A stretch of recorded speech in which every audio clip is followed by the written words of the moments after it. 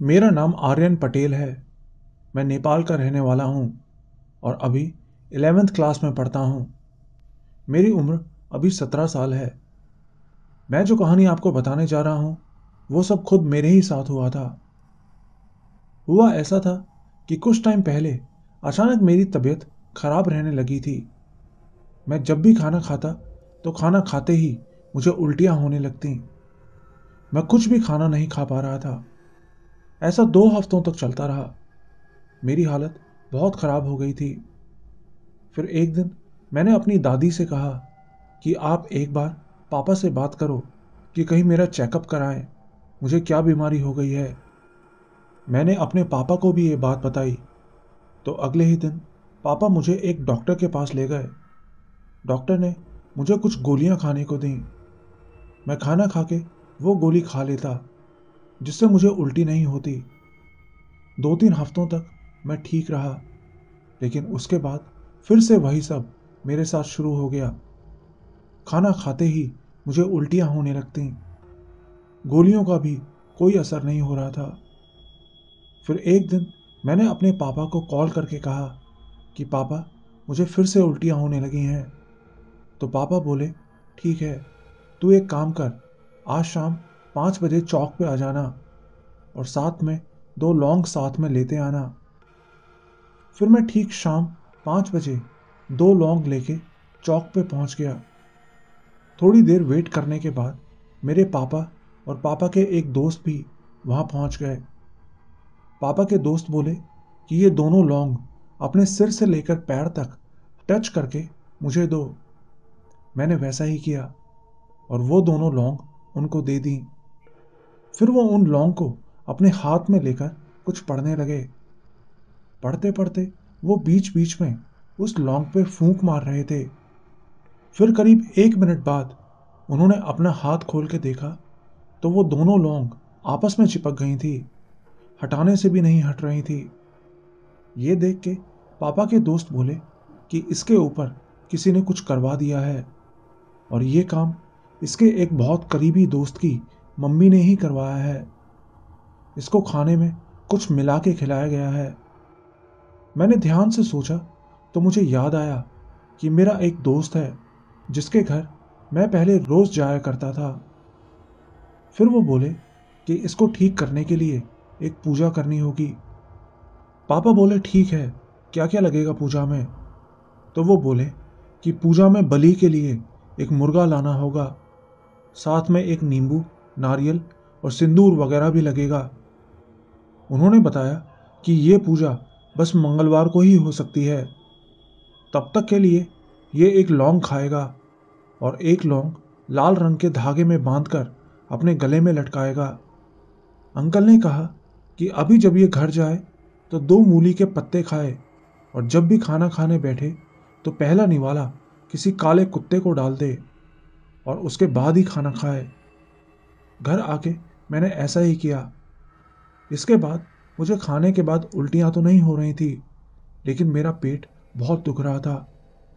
मैंने अपने पापा से कहा कि मुझे उल्टियां नहीं हो रही हैं, लेकिन पेट बहुत दर्द कर रहा है। तो पापा बोले कि तेरा पेट दुखेगा, ये बात मुझे मेरे दोस्त ने बता दी थी, लेकिन ये ठीक हो जाएगा। इसके बाद मैं सोने चला गया। फिर 2 दिन बाद मेरे पापा और एक भैया पूजा का सारा सामान लेके उनके दोस्त के पास गए और फिर पूजा खत्म होने के बाद मैं बिल्कुल ठीक हो गया। मेरे साथ बीती ये कहानी बिल्कुल सच है। मेरा नाम केबी है। मैं असम का रहने वाला हूँ। आज मैं आपके साथ एक बहुत ही डरावनी घटना शेयर करने जा रहा हूँ जो हमारे परिवार के साथ घटी थी। ये 2012 की बात है। उन दिनों मेरे नाना जी अक्सर बीमार रहा करते थे। तो एक दिन हम उनको हॉस्पिटल लेकर गए तो डॉक्टर ने बताया कि इनको कुछ नहीं हुआ है, बस इनकी उम्र हो गई है जिसकी वजह से इनको बहुत कमज़ोरी महसूस होने लगी है। इतना कह के डॉक्टर ने कुछ इंजेक्शंस और ग्लूकोज दिए और पूछा कि आप लोगों को ग्लूकोज चढ़ाना आता है क्या। पापा बोले, नहीं, हमें तो नहीं आता। तो डॉक्टर बोले, कोई बात नहीं, मेरे पास एक लड़का है, आप उससे कांटेक्ट कर लो, वो रोज़ आपके घर जाकर इंजेक्शन और ग्लूकोज चढ़ा दिया करेगा। फिर हम लोगों ने डॉक्टर की लिखी दवाई ली और वहीं के एक लड़के को हमने थोड़े से पैसे दिए तो वो हमारे साथ ही हमारे घर आ गया और नाना जी को इंजेक्शन ग्लूकोज वगैरह चढ़ा दिया। 2-3 दिन तक वो लड़का हर शाम को हमारे घर आता और ग्लूकोज चढ़ा के चला जाता। नाना जी की तबीयत भी धीरे धीरे ठीक होने लगी, लेकिन नाना जी अभी भी ठीक से बोल नहीं पाते थे। फिर चौथे दिन जब वो लड़का हमारे घर आया तो नाना जी अचानक बिल्कुल साफ साफ बोलने लगे, बहुत भारी आवाज में। आ गया तू, मुझे दर्द में देख के तुझे बहुत मजा आता है। मैं उस वक्त घर पे नहीं था, लेकिन ये बात मुझे मेरी मम्मी ने बताई थी। नाना जी उस लड़के को देख के बहुत गंदी गंदी गालियां देने लगे। बोले, भाग जा यहां से, नहीं तो तुझे जान से मार दूंगा। लेकिन वो लड़का हॉस्पिटल में काम करता था, इसलिए शायद ऐसे बहुत से मरीजों से मिलता रहता होगा, इसलिए उसको नाना जी की बात से कोई हैरानी नहीं हुई। उसने बस नाना जी को ग्लूकोज लगाया और बोतल खत्म होने का वेट करने लगा।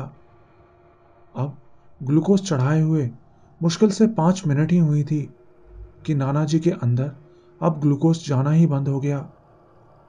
नाना जी की बॉडी में जहां भी नीडल लगाते, वहीं नाना जी की नस फूलकर बिल्कुल किसी गुब्बारे जैसी हो जाती। मैं भी तब तक घर आ चुका था और ये सब देखकर हम सब भी बहुत डर गए। आखिर में वो लड़का बोला कि ये तुम्हारे नाना जी का आखिरी दिन है, अब इनको भगवान ही बचा सकते हैं। फिर उसने मेरी मम्मी से कहा कि इनको जो कुछ खाने में पसंद है वो इनको खिला दो, और इतना कह के वो वहां से चला गया। ये सुनते ही मेरी मम्मी ने मेरे पापा, मौसी, मामा, मामी, भैया वगैरह सबको बुला लिया। अब हमारी पूरी फैमिली वहां पर आ चुकी थी। शाम के 6-7 बजे का टाइम था। तभी नाना जी बोले, फिक्र मत करो, कुछ नहीं होगा। नाना जी ने बिल्कुल साफ साफ कहा था, हम सब ने सुना था। फिर नाना जी बोले कि आज अमावस की रात है, अगर आज मैं बच गया तो बहुत साल जीऊंगा। इतना कह के नाना जी सो गए। फिर मम्मी ने खाना बनाया, हम सब लोगों ने खाना खाया। बता दूं कि उस दिन नाना जी ने भी खाना खाया था। खाना खाने के बाद हम सब लोग सोने के लिए नानी के रूम में चले गए। अब हम सब बच्चे वहां खेल ही रहे थे कि तभी अचानक मेरी मम्मी और नानी जोर जोर से चिल्लाने लगी। हम सब जल्दी से भाग के उनके पास पहुंचे तो देखा नाना नानी का गला दबा के उनको मारने की कोशिश कर रहे थे। ये देख के हम सब हैरान रह गए। नाना जी तो बिस्तर से उठ भी नहीं पाते थे, तो अचानक उनमें इतनी शक्ति कैसे आ गई। लेकिन मम्मी समझ गई कि ये कोई नॉर्मल बात नहीं है। मम्मी ने पापा से बोला कि आप जल्दी से इस रूम में गीता का पाठ करिए। तो मेरे पापा घर के मंदिर से तुरंत गीता उठा के लाए और पढ़ने लगे। उसके बाद मेरे नाना थोड़े थोड़े शांत हुए। फिर 10 बजे के करीब मेरे पापा ने बोला, चलो अब पापा सो गए हैं, अब हम लोग भी सो जाते हैं। इतना कह के पापा ने गीता को बंद किया ही था कि नाना ने आवाज दी, ये खिड़की खोल दो। नानी ने पूछा, क्यों? नाना बोले, वो मुझे लेने आया है, वो खिड़की के बाहर खड़ा है, मुझे जाने दो। नानी बोली, नहीं, खिड़की नहीं खुलेगी। तो नाना बहुत डरावनी आवाज में बोलने लगे, क्यों नहीं खुलेगी खिड़की? ऐसे बोलते ही नाना खिड़की की तरफ रेंगते हुए जाने लगे। हम सब लोग उनको पकड़ के रोकने की कोशिश कर रहे थे, लेकिन हम उनको रोक ही नहीं पा रहे थे। पता नहीं उस वक्त उनके अंदर इतनी ताकत कहां से आ गई थी। हम सब जोर जोर से हनुमान चालीसा पढ़ने लगे। जैसे ही हमने हनुमान चालीसा पढ़ी तो नाना शांत हो गए। तब तक शोर शराबा सुन के कुछ पड़ोसी भी वहां आ गए थे। मैं आपको बता दूं कि हमारे घर से 2 किलोमीटर दूर एक मंदिर है, ऐसमीस मंदिर, जिसको घोर बोलते हैं। बैसाख के महीने में उस मंदिर में 7 दिन अखंड भागवत पाठ किया जाता है। मेरे पापा उस घोर की कमेटी के मेंबर थे। वहां रात 10 बजे के बाद माइक और साउंड बॉक्स का साउंड कम कर दिया जाता है। तो मेरे पापा ने जल्दी से घोर में फ़ोन किया और बोला कि सारे माइक और बॉक्स के साउंड बढ़ा दो। तो उन्होंने वैसा ही किया। अब उस भागवत पाठ की आवाज़ हमारे घर तक सुनाई दे रही थी। उसको सुनते ही नाना भी अब शांत हो गए। रात के 11 बज के 50 मिनट हो चुकी थी। सब लोग जगे हुए थे। अचानक नाना जोर जोर से सांस लेने लगे। हमारे पड़ोसी ने कहा कि जल्दी से इनको तुलसी का पानी बारी बारी से सब पिला दीजिए। तो हम सब बारी बारी से उनके मुंह में तुलसी पानी पिलाने लगे।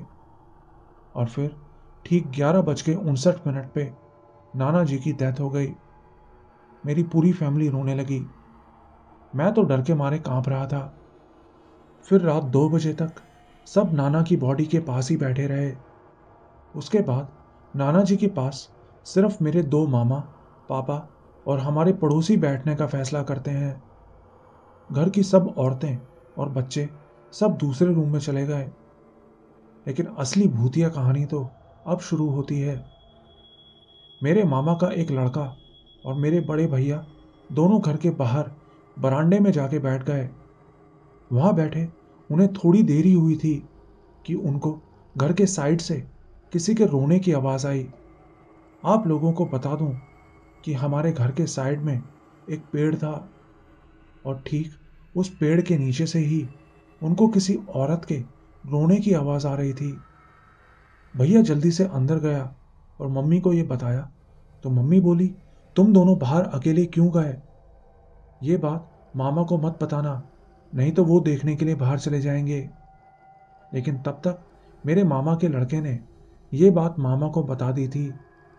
मामा ने जल्दी से अपनी खुखरी निकाली और उस पेड़ की तरफ जाने लगे। लेकिन वहां चेक करने के बाद मामा को वहां कोई नहीं मिला। मामा बोले, वहां तो कोई नहीं है। लेकिन वो रोने की आवाज पूरी रात कभी घर के पीछे से आती, तो कभी सामने से, तो कभी छत के ऊपर से आने लगती। असल में हमारे पड़ोस में एक बंगाली का घर था, जिसके घर में उनकी बहू ने बाथरूम में फांसी लगा ली थी। मम्मी बोली कि उसका जो रूम है वहां से मुझे हर रोज बहुत डरावनी आवाजें सुनाई देती हैं, जैसे कोई उनके रूम का बेड यहां से वहां खींच रहा हो। और उनकी छत पे भी रात में किसी के भागने की आवाज आती है। ये बात सुन के हम सब तो बहुत डर गए। फिर सुबह होते ही हमारे घर में बहुत सारे रिश्तेदार आ गए। फिर सुबह 9 बजे नाना जी को शमशान घाट लेकर गए। लेकिन मैं तब छोटा था, इसलिए मैं शमशान नहीं गया। लेकिन मेरे भैया ने बताया कि जब नाना को जलाया जा रहा था तो शमशान के बाहर कहीं से कभी पेड़ गिरने की आवाज आती, तो कभी वहां खड़े लोगों में से किसी को थप्पड़ पड़ जाता। ऐसे ही 13 दिन बीत गए नाना जी को गुजरे हुए। हमने घर में कीर्तन वगैरह करवा दिया, लेकिन वो रोने की आवाज अभी भी बंद नहीं हुई थी। तो हमने अपने उन बंगाली पड़ोसियों से बात करी, तो उन्होंने भी बताया कि उनको भी ये सब महसूस होता है। लेकिन उस आत्मा ने आज तक किसी को नुकसान नहीं पहुंचाया। असल में वो जो औरत उनके घर में मरी थी, उसकी एक 11 महीने की बच्ची थी और उस औरत की आत्मा उसी को देखने वहां आती थी। फिर एक दिन हम सब ने एक तांत्रिक को बुलाने का फैसला किया। तांत्रिक को भूटान से बुलाया गया था। वो उनके घर में आते ही बोला कि यहाँ एक अच्छी आत्मा का वास है। वो किसी को नुकसान नहीं पहुंचाना चाहती, लेकिन अगर उसको यहाँ से नहीं हटाया गया तो वो अपनी बच्ची को मार के अपने साथ ले जाएगी। ये सुनते ही वो लोग रोने लगे। हम लोगों ने तांत्रिक से कहा कि इससे बचने का कोई उपाय है क्या? तो तांत्रिक बोले कि इन्होंने अभी तक उस औरत की अस्थियां विसर्जन नहीं की हैं और उसकी पसंदीदा साड़ी वगैरह भी अभी तक संभाल के रखी हैं।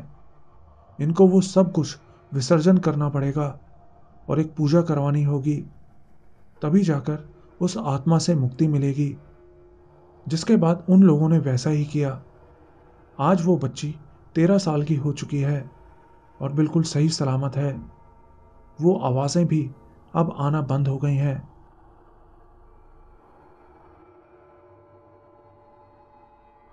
मेरा नाम अभय है। मैं कर्नाटका के बेंगलोर का रहने वाला हूँ। मैं आपको अपने साथ घटी 2 सच्ची पैरानॉर्मल घटनाओं के बारे में बताना चाहता हूँ। ये पहली घटना मेरे साथ स्कूल में हुई थी, जब मैं 8th क्लास में पढ़ता था। तो एक बार हमारे स्कूल में एक फंक्शन होने वाला था। फंक्शन के लिए सभी 8th और 9th क्लास के बच्चों को काम दिया गया था। सब बच्चे अपने अपने काम में लगे थे। मुझे और मेरे एक फ्रेंड गोकुल को ऊपर 2nd फ्लोर से चेयर्स लाने का काम मिला था। हम दोनों चेयर्स लाने लगे। इसी बीच हम दोनों को ऊपर 4th फ्लोर पे घूम के आने का दिल किया, तो हम दोनों ऊपर उस फ्लोर पे जाने लगे। शाम का टाइम था। हम दोनों 4th फ्लोर पे पहुंच गए। अब हम टॉयलेट की तरफ से जा ही रहे थे कि तभी साइड के एक क्लासरूम में से बेंच गिरने की आवाज़ आई। हमने सोचा इस टाइम कौन हो सकता है इस क्लासरूम के अंदर। देखने के लिए हम उस क्लास के अंदर जाने लगे। अंदर गए तो देखा कि वो रूम बिल्कुल खाली था और एक बेंच अंदर हवा में उड़ रहा था और कोने में एक लंबी सी काली परछाई खड़ी दिखाई दे रही थी। वो देखते ही हम दोनों बुरी तरह डर गए और नीचे भागने लगे। लेकिन भागते हुए भी हमें ऐसा लग रहा था जैसे वो परछाई हमारा पीछा कर रही है। मैंने पलट के भी देखा, लेकिन हमारे पीछे कोई नहीं था। नीचे पहुंचे तो सब बच्चे अपने अपने काम में लगे थे। हम दोनों बुरी तरह डर गए थे, इसलिए हम सीधा बाहर जाके एक पेड़ के नीचे बैठ गए। फिर सबका काम खत्म होने के बाद हम भी अपने घर चले गए। लेकिन हम दोनों इतना डर गए थे कि अगले दिन स्कूल जाने की भी हिम्मत नहीं हो रही थी। लेकिन घर में डांट पड़ने के डर से हमें स्कूल जाना पड़ा। लेकिन उस दिन के बाद हम कभी उस ऊपर वाले फ्लोर पर नहीं गए, ना ही वो परछाई हमें फिर कभी दिखाई दी। ये दूसरी घटना अभी कुछ ही दिन पहले की है। मेरा एक दोस्त है जिसका नाम दीपक है। उसका घर मेरे घर के पास ही पड़ता है। हम दोनों रोज शाम को कॉलेज के बाद स्कूटी पे घूमने निकल जाते थे। रोज हम नई नई जगहों पर घूमने जाया करते थे। तो एक दिन हम दोनों रात करीब 8 बजे स्कूटी पे ही घूमते हुए मस्ती कर रहे थे। तो दीपक बोला कि चल आज किसी जंगली रास्ते पे घूमने चलते हैं। मैं भी तैयार हो गया। फिर हम दोनों पास के एक जंगल के इलाके में पहुंच गए और वहां स्कूटी से घूमने लगे। वो जगह बिल्कुल सुनसान थी। मैंने दीपक से कहा, चल घर वापस चलते हैं, यहाँ बहुत अजीब सा लग रहा है। लेकिन वो बोला नहीं, थोड़ी देर बाद जाएंगे। तभी हमने देखा कि आगे रोड के साइड में झाड़ियों में से कोई अजीब सी चीज बहुत तेजी से निकलकर रोड के दूसरी तरफ चली गई। दिखने में वो किसी काली बिल्ली के जैसी लग रही थी, लेकिन उसका साइज कुछ ज्यादा ही बड़ा था। हमने सोचा कोई बिल्ली होगी। हमने इग्नोर कर दिया और आगे बढ़ गए। लेकिन कुछ दूर जाने के बाद हमने देखा कि वही बिल्ली आगे एक बिजली की तार के ऊपर खड़ी थी और सीधा हमारी तरफ देख रही थी। उसकी आंखें बल्ब जैसी चमक रही थी और हमारे देखते ही देखते उसका चेहरा बदलने लगा। उसकी बॉडी तो बिल्कुल बिल्ली की थी, लेकिन उसका चेहरा अब बिल्कुल किसी इंसान के जैसे दिखने लगा था।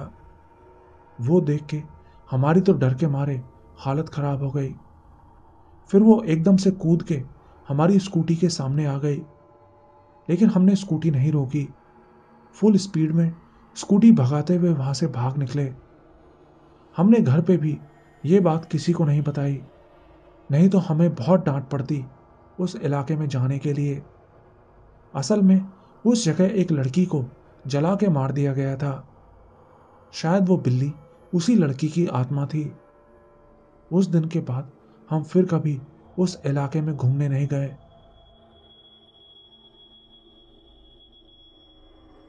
मैं आपको अपनी मम्मी के साथ घटी 2 सच्ची घटनाओं के बारे में बताना चाहता हूँ। ये पहली घटना तब की है जब मेरी मम्मी छोटी थी। मम्मी उन दिनों बिहार में अपने गांव में रहा करती थीं। तो एक दिन ऐसा हुआ कि मेरे नाना किसी काम से बाहर गए हुए थे। घर में सिर्फ मेरी नानी, मम्मी, मौसी और मेरी मम्मी की दादी थीं। रात के समय वो सब लोग बाहर आंगन में ही सोई हुई थी। उन दिनों गांव में लाइट भी नहीं हुआ करती थी, इसलिए रात में बाहर बिल्कुल अंधेरा था। तो रात में सोते सोते अचानक मम्मी की आंख खुल गई। आंख खुली तो उन्होंने देखा कि कोई औरत ठीक उनके सामने बैठी हुई थी। इतनी गर्मी में भी उस औरत ने शॉल लपेटा हुआ था और उसकी आंखें बिल्कुल किसी लाइट बल्ब की तरह चमक रही थी। मेरी मम्मी और मौसी दोनों मच्छरदानी लगा के लेटी हुई थी। उस औरत ने उनकी मच्छरदानी भी खोल दी और सीधा उनके पास आके बैठ गई। उसको देखते ही मम्मी ने जोर की चीख मारी, जिससे बाकी सब लोग उठ गए। लेकिन तब तक वो औरत वहां से गायब हो गई थी। ये दूसरी कहानी जो मैं बता रहा हूं, ये भी मेरी मम्मी के साथ घटी थी। ये तब की बात है जब मम्मी की शादी हो गई थी। वो दिवाली का टाइम था। उस दिन मेरे पापा कहीं बाहर गए हुए थे। मम्मी घर के बाहर ही पापा के आने का इंतजार कर रही थी। फिर रात करीब 12 बजे मम्मी ने देखा कि सामने एक पेड़ से एक आदमी उतर के नीचे आने लगा। वो दिवाली का टाइम था और लोग शराब पी के इधर उधर घूमते रहते थे। मम्मी को लगा कि शायद कोई शराबी होगा, क्योंकि वो आदमी ठीक से चल भी नहीं पा रहा था। अजीब ही तरीके से राइट लेफ्ट होता हुआ चल रहा था। तभी जाते हुए उसने मम्मी की तरफ देखा। मम्मी को देखते ही वो सीधा मम्मी की तरफ ही आने लगा। ऐसे उसको अपनी तरफ आता देख मम्मी भागने की कोशिश करने लगी, लेकिन मम्मी की बॉडी बिल्कुल जम गई थी। तभी वो आदमी ठीक मम्मी के सामने आ गया। लाइट की रोशनी में मम्मी ने देखा कि वो कोई नाटा सा आदमी था और उसकी आंखें नहीं थी, बस गोल गोल काले गड्ढे थे। सिर पे थोड़े से बाल थे और वो एक कफन से में लिपटा हुआ था और जमीन से थोड़ा सा ऊपर हवा में उड़ रहा था। तभी मम्मी को लगा जैसे किसी अदृश्य शक्ति ने उन्हें जोर का झटका मार के वहां से हटा दिया हो। मम्मी तभी बेहोश हो गई। इसके बाद मम्मी की तबीयत भी खराब हो गई, लेकिन फिर मम्मी अपने आप ठीक हो गई।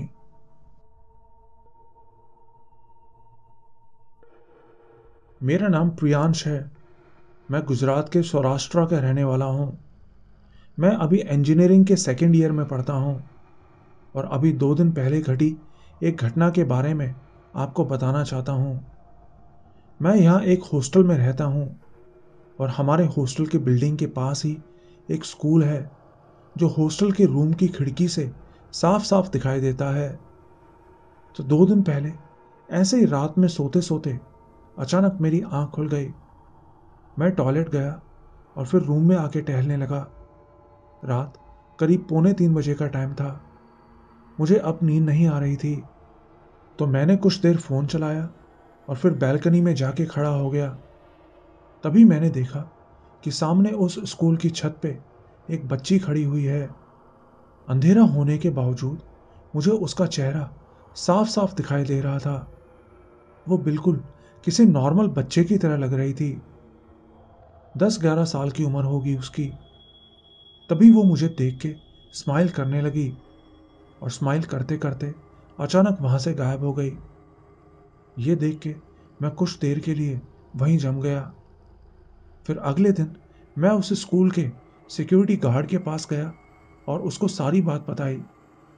उन्होंने बताया कि कुछ साल पहले इस स्कूल के पास प्लेग्राउंड नहीं होता था, इसलिए हर सैटरडे को बच्चों को स्कूल की छत पे ही खिलाने के लिए ले जाते थे। ऐसे ही एक दिन एक बच्ची खेलते खेलते पता नहीं कैसे उस छत से नीचे गिर गई। इसके बाद